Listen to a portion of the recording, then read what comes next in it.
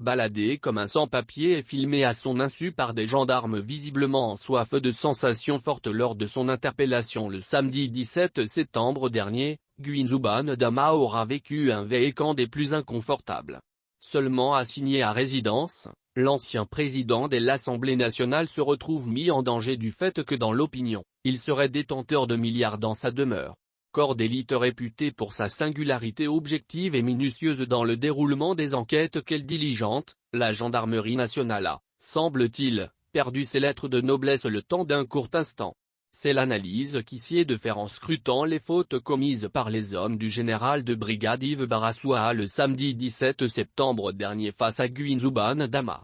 Promptitude dans la prise de vidéo avec des commentaires, exhibition du butin dans une salle de la Direction Générale des Recherches, DGR, de Franceville avec en fond l'ancien patron du perchoir, tête baissée.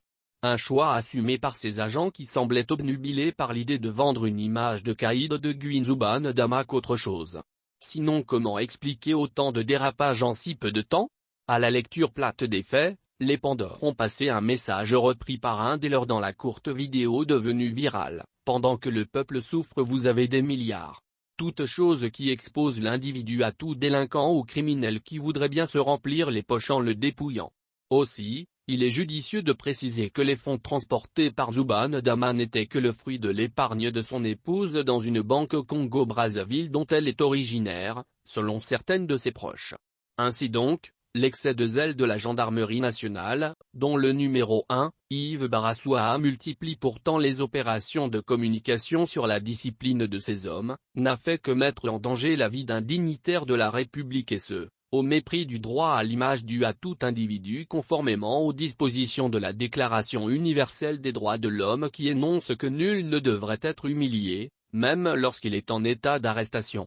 Par ailleurs, l'article 249 alinéa 1 du Code pénal prévoit une peine de 5 ans d'emprisonnement et 5 millions FCFA au plus contre quiconque expose directement autrui à un risque immédiat. Dans le cas d'espèce, ces domiciles pourraient subir des cambriolages ou toute autre agression imputable aux forces de l'ordre qui l'ont livré à la vindicte populaire simplement pour satisfaire l'ego de personnalité que les gendarmes ont eux-mêmes appelé qui de droit. Nous y reviendrons.